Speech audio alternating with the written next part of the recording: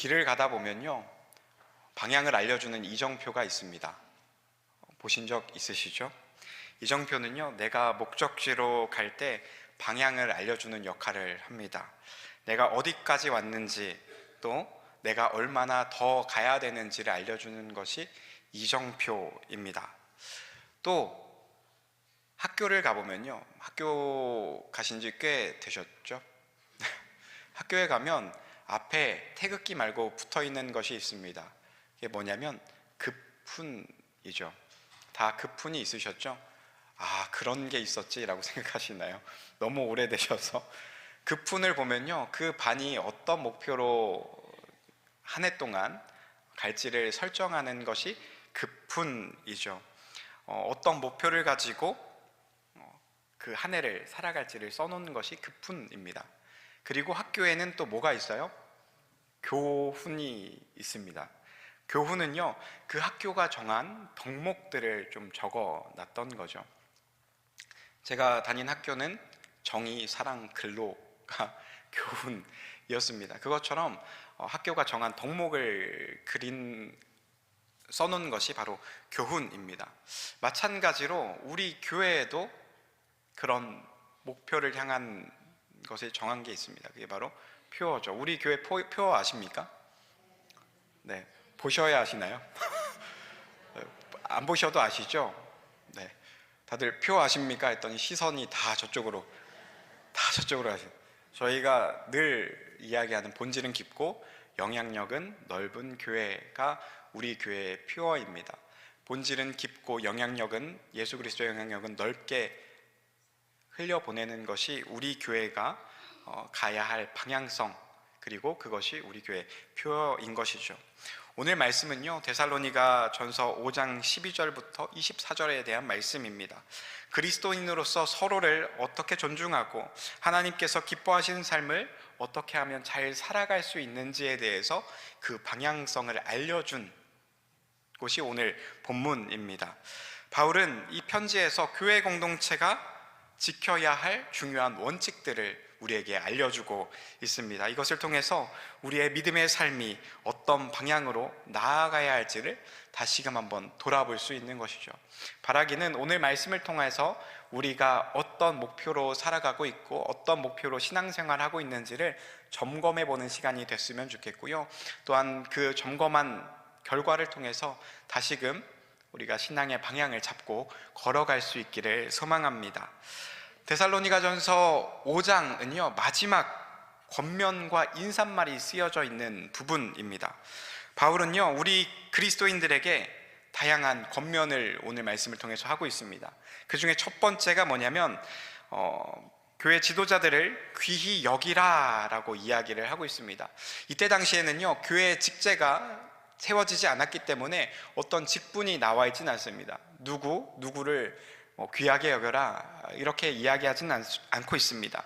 하지만 우리가 알 수 있는 것은 지도자들은 성도들을 위해 수고하고 헌신하고 권면하는 사람이라고 이야기를 하고 있습니다. 데살로니가 교회 리더들은요, 성도들을 위해서 헌신했고 봉사했고 권면했던 그런 사람들이었습니다. 오늘 말씀에 나와 있는 것처럼 바울의 권면처럼 이들을 귀히 여기는 것이 굉장히 중요하고 어떻게 보면 너무나 당연한 것입니다.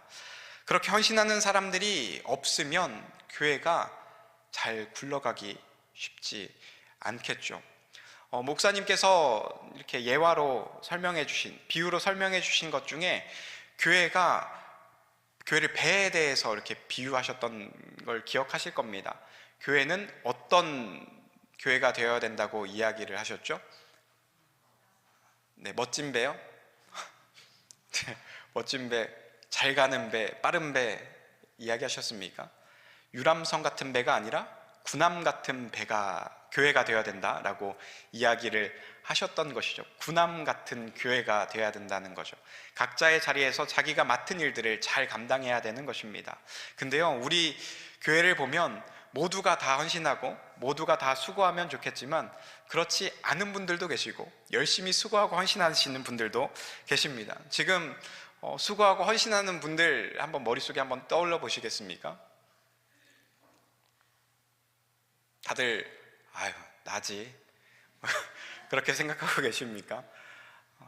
우리가 수고하고 헌신하고 다스리고 권면하는 사람들을 떠올려 보고 그들을 귀하게 여기고 있나 다시 한번 생각해 보셨으면 좋겠습니다. 우리 교회를 주님의 몸된 교회를 세워가기 위하여 열심으로 섬기고 계시는 분들이 계시죠. 그들을 위해서 우리가 귀하게 여겨야 되고 그들을 사랑하고 그들을 섬겨야 합니다. 작은 곳에서, 보이지 않는 곳에서 온전히 주님 주신 사랑을 전하기 위하여, 내가 사랑을 받았으니 내가 그 사랑을 전하기 위하여 나의 것을 드리는 노력들을 하고 있는 분들이 계시거든요. 그들을 귀히 여기셔야 되는 줄 믿습니다. 또 다음 권면은요, 성도들끼리 화목하라 라고 이야기를 하고 있습니다. 화목이라는 주제는요, 기독교적 가치를 가장 정확하게 표현해주는 단어가 아마 화목이지 않을까라는 생각을 해봅니다. 구원은 하나님과의 화목의 사건입니다. 우리가 죄의 속성을 가지고 있지 않습니까? 죽을 수밖에 없는 우리가 하나님과 교제할 수 없고 하나님과 관계할 수 없는데 예수 그리스도로 말미암아 하나님과 사람을 화목해 하려 주셨죠. 그 놀라운 사건을 경험하지 않았습니까? 그 화목의 사건을 경험하지 않았습니까? 선교의 사역은 다른 것이 아닙니다. 전도하는 것은 다른 것이 아닙니다. 바로 이 원수된 관계 속에, 하나님과 사람들 사이의 원수된 관계 속에 그 화목을 선포하는 것, 화목을 전달하는 것이 선교요 전도인 줄 믿습니다. 그래서 고린도후서 5장 18절은 우리에게 이렇게 이야기합니다.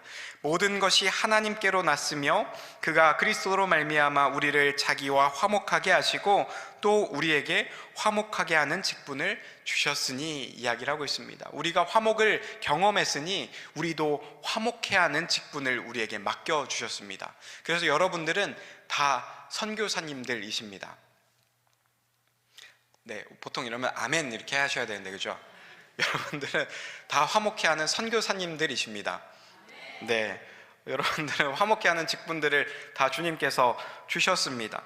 화목하게 하는 직분을 가졌다라는 것은 어떻게 보면 당연한 이야기입니다. 그렇죠? 우리가 그것을 경험했으니까 당연히 해야 되는 것이죠.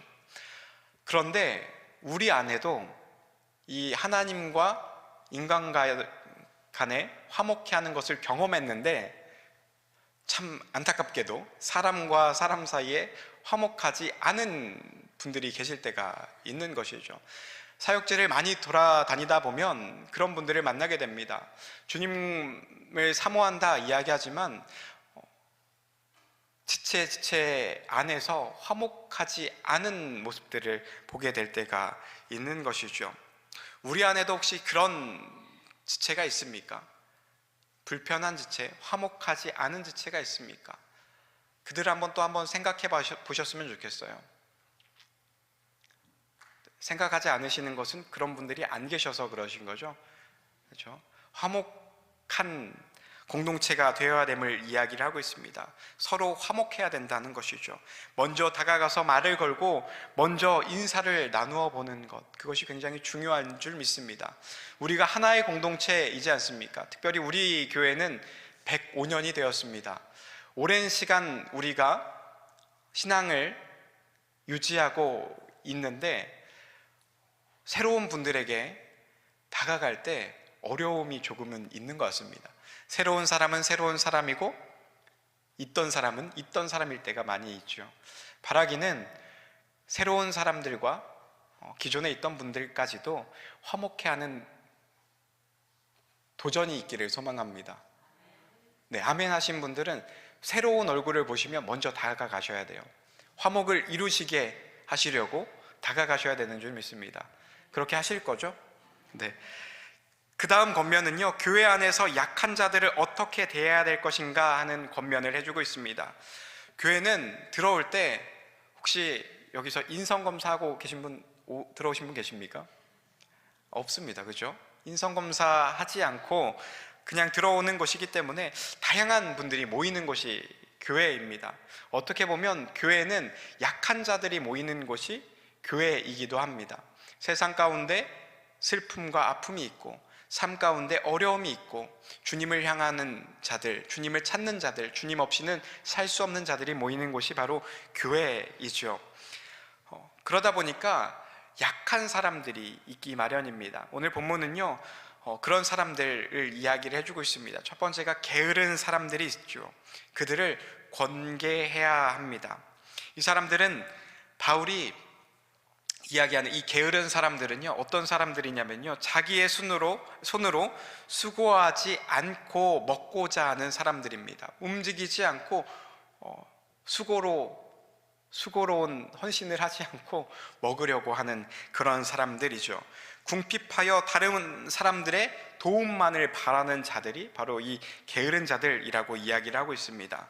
그들을 권계해야 된다라고 이야기를 하고 있습니다. 권계한다라는 것은 그들을 권면하고 훈계해야 된다라고 이야기를 합니다. 하지만 담임 목사님께서도 말씀해 주셨던 것처럼 그 안에 뭐가 있어야 되냐면 사랑이 있어야 되는 거예요. 훈계한다고 아싸 저 사람 이렇게 게을러 하면 된다고요?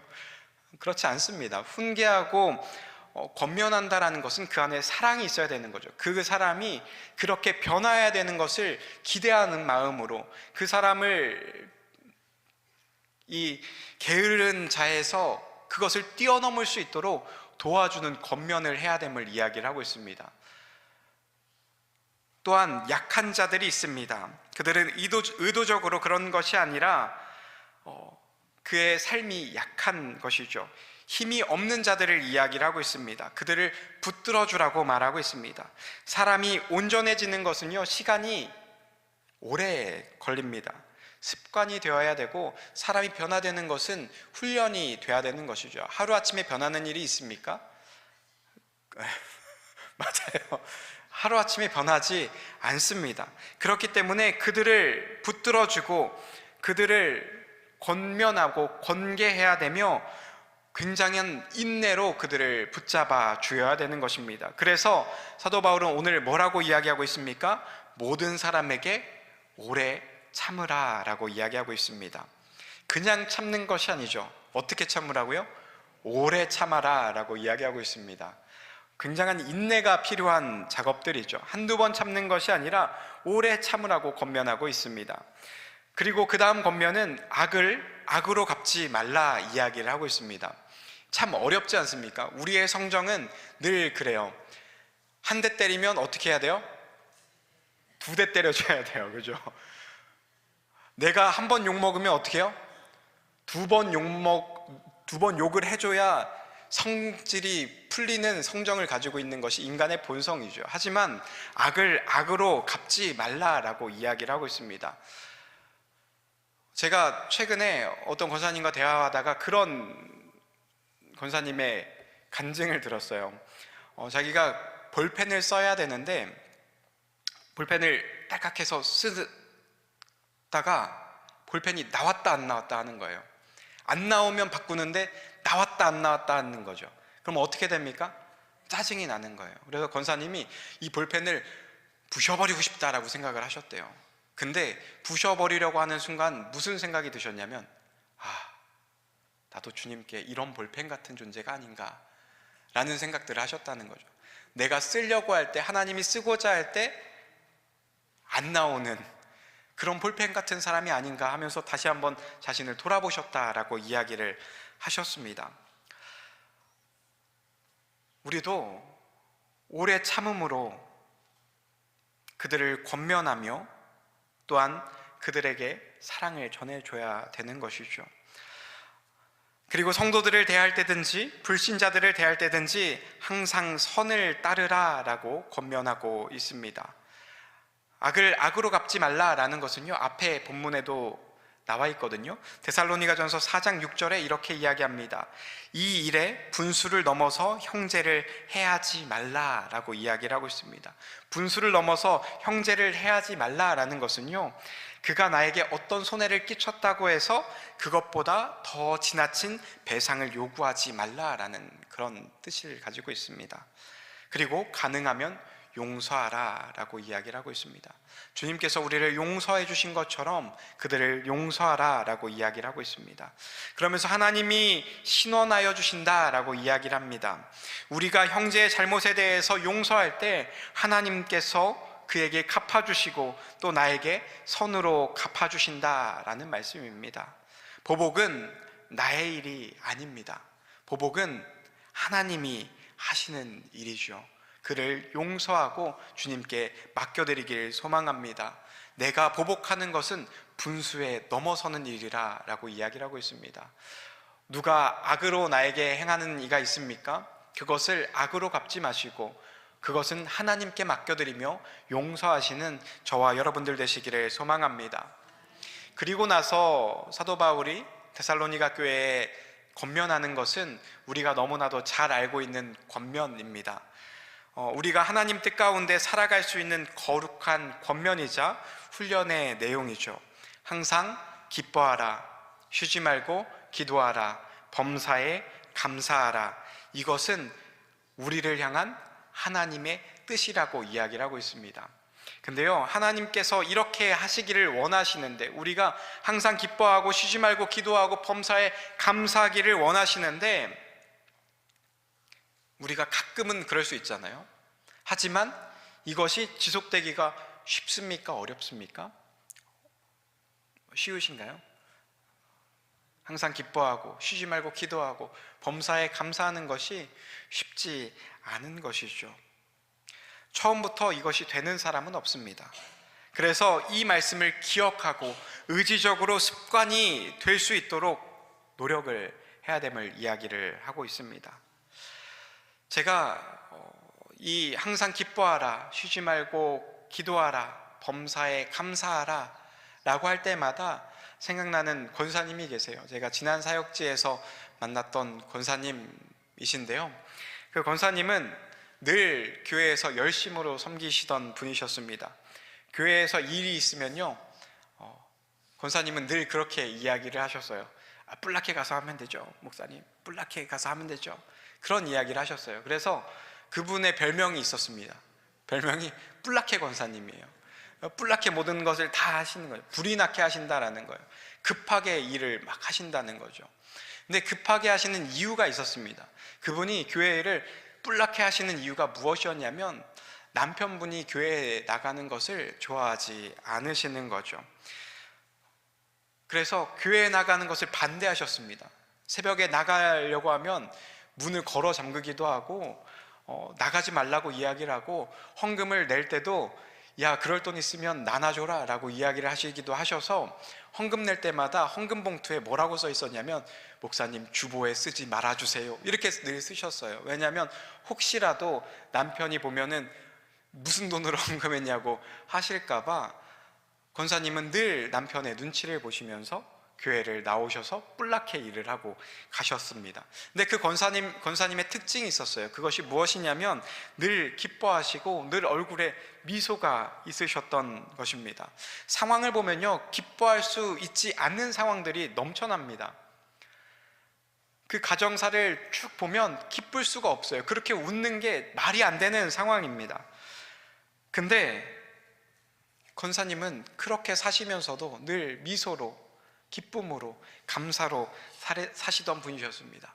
근데요, 그러다 어느 날 권사님이 기침을 너무나 많이 하시는 거죠. 교회 나오셨는데 기침을 계속 하시는 거예요.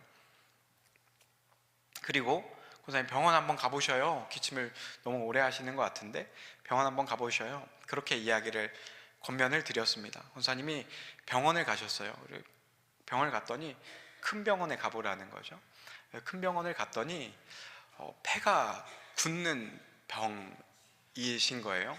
근데 그게 예전에도 있으셨었는데 그것이 괜찮아졌다 생각했더니 이게 다시 재발해가지고 계속해서 굳어가고 있다라고 이야기를 하는 거죠. 그래서 이제 더 나아지는 것은 쉽지 않은 상황이었습니다. 그래서 권사님은 서울에 있는 병원에 입원하고 계셨다가 병원에서 이제 더 이상 해줄 게 없다 해서 집으로 돌아오셨습니다. 그 말이 무슨 말이에요? 이제 사실 날이 얼마 남지 않았다라는 거죠. 그 소식을 듣고 굉장히 걱정이 됐어요. 뿔라케 권사님 늘 기뻐하셨는데, 감사하셨는데 그 기쁨의 모습이, 그 미소가 없어졌을까 봐 걱정을 많이 했습니다. 누구보다 주님 일에 힘쓰셨고, 누구보다 음식이면 음식, 교회 청소하면 청소, 먼저 뿔라케 오셔가지고 섬기시던 분이셨습니다. 근데 그런 분이 낙심하면 어떻게 하나 라는 생각이 들었던 것이죠. 그런데 얼마 후에 권사님이 교회에 오셨어요. 교회에 오셨는데 권사님이 밝은 얼굴로 저한테 그렇게 이야기하시는 거예요. 목사님 할렐루야예요. 할렐루야, 할렐루야. 그러면 뭐예요? 병이 나았을 것 같잖아요. 근데 병은 나았지 않았습니다. 권사님이 할렐루야예요. 저 기도 응답 받았어요, 목사님. 그게 뭐냐면 남편이 교회 가는 걸 막지 않는다는 거죠. 남편이 교회 가라고 이야기를 한다라는 거예요. 신망도 받아라 라고 이야기를 한다는 거예요. 새벽교회 갈 수 있으면 나가라고 이야기를 했다는 거예요. 눈치 보지 않고 헌금 생활하고 찬양할 수 있고 기도할 수 있고, 내가 교회에 나올 수 있으면, 나오고 싶으면 언제든 나올 수 있도록 그렇게 이야기를 했다라는 거죠. 저 찬양할 수 있어서, 기도할 수 있어서 너무 신나요. 그렇게 저한테 이야기를 하셨어요. 사실 상황을 보면요, 감사할 수 있는 상황이 아닙니다. 왜냐면요, 누구보다 열심히 헌신하셨고, 누구보다 열심히 기도하셨고 섬기셨던 분이에요. 하지만 그 결과는 어떻습니까? 배가 굳어가고 있는 거예요. 교회에서 예배 드리는데 기침을 계속 하시는 거죠. 근데 그것조차 폐가 될까봐 밖에 나가서 예배를 드리세요. 그런 상황이 어떻게 보면은 하나님을 원망할 수 있는 상황이잖아요. 근데 그분은 늘 기뻐하셨어요. 감사하셨습니다. 오히려 할렐루야라고 하셨어요. 제가 우암교회 오고 나서 얼마 안 돼서 돌아가셨다라는 소식을 듣게 됐습니다. 근데 그 분을 보면서 느낀 것은 무엇이냐면, 우리가 항상 기뻐하는 것이 상황이 좋아서 할 수 있는 것이 아니라는 사실입니다. 상황이 괜찮아서 기뻐서 할 수 있는 것이 아니라는 거예요.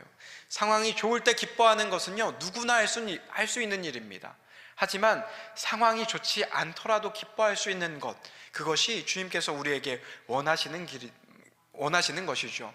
우리가 상황이 어렵고 힘들고 사방이 우겨쌈을 당할지라도 그 가운데 기뻐할 수 있는 것, 감사할 수 있는 것, 예수 그리스도로 말미암아 예수 그리스도가 우리의 기쁨의 근거가 되셔서 기뻐할 수 있는 것, 그것이 주님께서 우리에게 원하시는 것이죠.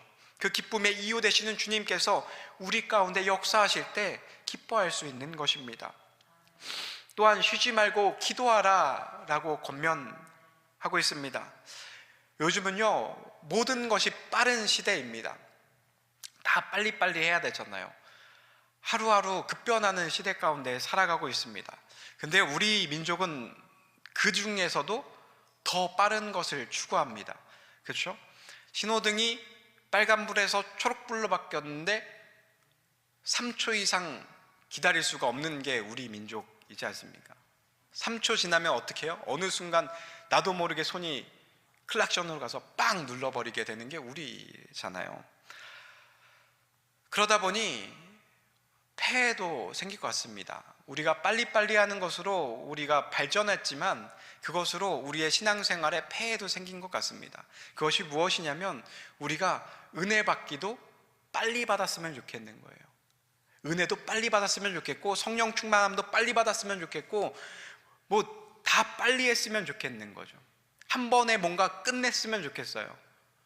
말씀도 누가 한 번에 머릿속에 싹 넣어줬으면 좋겠어요. 내가 보는 게 아니라 싹 넣어줬으면 좋겠고, 기도도 한 번에 기도할 때 성령 충만함이 임해서 성령이 불같이 임했으면 좋겠는 것이 이 시대의 사람들인 것 같습니다. 그래서 젊은이들은 찬양의 은혜 받기를 원해서, 한 번에 찬양의 은혜를 누리기 위해서, 성령의 충만함을 원해서 어떤 찬양팀이 잘하는지 찾아갑니다. 그곳에서 한 번의 은혜 받기를 원해서 그렇죠. 때로는 그런 사람들만 있는 것이 아니라 다른 여러 이유도 있겠지만 빨리 은혜 받기 원하는 사람들이 있는 것이죠. 교회 가는 게, 말씀 보는 게 쉽지 않은 거예요. 그래서 어떻게 합니까? 빨리 유튜브를 켜가지고 말씀을 들어요. 말씀을 들어도 그냥 말씀 듣는 게 아니라 1.25배속으로 1.5배속으로 들어요. 빨리 은혜 받기 위해서. 근데요, 그리스도인의 본질은 주의 말씀과 기도입니다. 내가 은혜 받기를 원한다면 나의 시간을 주님께 드려야 되는 것이죠. 나의 시간을 드리고 말씀을 펴야 합니다. 그리고 기도에 무릎을 꿇어야 하는 것이죠. 예수님도 기도하셨습니다. 성경의 많은 인물들도, 성경의 많은 믿음의 선배들도 기도하는 것을 그냥 넘기지 않았습니다. 기도의 자리를 지켰고 시간을 정하여 기도했습니다. 한 번에 빠르게 하는 것에는 부작용이 있는 것이죠. 바라기는 우리가 주님의 은혜를 간구하며 기도의 무릎을 꿇는 저 여러분들 되시기를 소망합니다. 주님 만나길 원하며 말씀을 펴내는, 그리고 시간을 주님께 드려서, 나의 것을 드려서 말씀 가운데 나에게 하시는 그 음성에 귀 기울이기를 소망합니다. 기도할 수 있는 자리를 또한 저희가 마련을 했습니다. 사순절 기간에 주님과의 관계를 더 다질 수 있고 주님의 고난을 묵상하며 그리스도의 사랑을 묵상할 수 있는 그 기간을 우리가 기도의 자리로 마련했습니다. 혹시 이 자리 가운데 아직 쓰지 않으신 분 계십니까? 꼭 자기 시간을 드려야 되는 줄 믿습니다. 내가 주님과의 교제를 누리기 원하는데 내 시간을 쓰지 않는 것, 어떻게 보면 굉장한 욕심 아니겠습니까?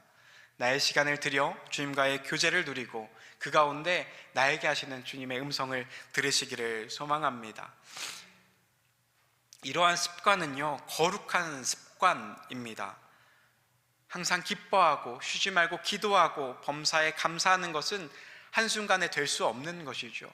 거룩한 습관으로 나의 시간을 정하고 그 가운데 주님 주시는 은혜를 누릴 때 우리는 점점 연단되어 가고 훈련되어 가서 그것이 우리의 거룩한 습관이 되는 것입니다. 그래서 데살로니가전서의 전체적인 주제가 거룩한 삶이라고 할 수 있는 것이죠. 우리의 삶이 거룩한 삶이 되기를 소망합니다. 이 세 가지 행동 지침, 항상 기뻐하고 쉬지 말고 기도하고 범사에 감사하는 이 지침은 거룩한 삶으로 우리를 인도하는 가장 중요한 실천 강령이라고 볼 수 있는 것이죠. 이것을 오랜 시간 훈련하시고 그것을 위하여 기도에 무릎을 꿇고 말씀을 묵상하고 훈련할 수 있는 저와 여러분들 되시기를 소망합니다. 23절, 24절에는요 다시 한번 그리스도인들의 삶의 목표가 나와 있습니다. 23절, 24절 뭐라고 이야기를 하고 있습니까? 평강의 하나님이 친히 너희를 온전히 거룩하게 하시고 또 너희의 온 영과 혼과 몸이 우리 주 예수 그리스도께서 강림하실 때에 흠없게 보존되기를 원하노라. 너희를 부르시는 이는 미쁘시니 그가 또한 이루시리라. 이렇게 이야기하고 있습니다. 결국 거룩이죠. 구별된 삶을 살아낼 수 있는 우리들의 삶의 결단이 있어야 되는 것입니다. 그런데 우리가 거룩하게 되는 것은요, 내가 혼자 할 수 있는 것이 아닙니다. 거룩하게 되는 것은 하나님의 전적인 사역의 영역이라고 볼 수 있는 것입니다. 평강의 하나님이 친히 너희를 온전히 거룩하게 하시고 24절에 또한 이루시리라 라고 이야기를 하고 있습니다. 우리를 거룩하게 하시는 것은 내가 아니라 주님이심을 이야기를 하고 있는 것이죠. 우리의 거룩을 이루시는 분은 오직 주 예수 그리스도와 아버지 하나님, 또 우리 안에서 역사하시는 성령님이 그 주체가 되시는 것입니다. 우리는 그저 삼위일체 하나님께서 우리를 거룩하게 하심으로 우리 자신을 순종의 제물로 내어드리는 것밖에는 할 수가 없는 것이죠. 그 하나님과 늘 교제하는 삶 가운데 우리가 집중해야 되는 것입니다. 우리가 그렇게 할 때 하나님은 우리를 거룩하게 빚어 가시는 줄 믿습니다. 우리가 이렇게 묵상하고 우리 시간을 들여 기도하고 주님의 말씀을 먹고 기뻐하고 감사하고 하는 이 모든 것이 주님께서 우리를 거룩하게 빚으시는 그런 시간인 줄 믿습니다. 우리가 신령과 진정으로 예배하는 그 시간이 하나님이 우리를 거룩하게 빚어가시는 시간입니다. 또 기도하고 봉사하고 사랑을 실천하는 그 시간이 하나님께서 우리를 거룩하게 빚어가시는 시간이죠. 우리는 그러한 시간에 우리 자신을 내어드리기만 하면 됩니다. 그 결단을 하시는 저와 여러분들 되시기를 소망합니다. 내가 우리의 자신을 내어낼 때 주님께서 우리를 거룩하게 하시고 거룩하게 빚어가시는 줄 믿습니다. 이런 도전이, 결단이 이 시간 예배드리는 저와 여러분들 가운데, 또한 하나님께서 우리를 거룩하게 빚으시도록 우리의 영과 혼과 몸과 모든 삶의 전 영역을 하나님께 드리기로 결단하시는 저와 여러분들 되시기를 주님의 이름으로 축복드립니다.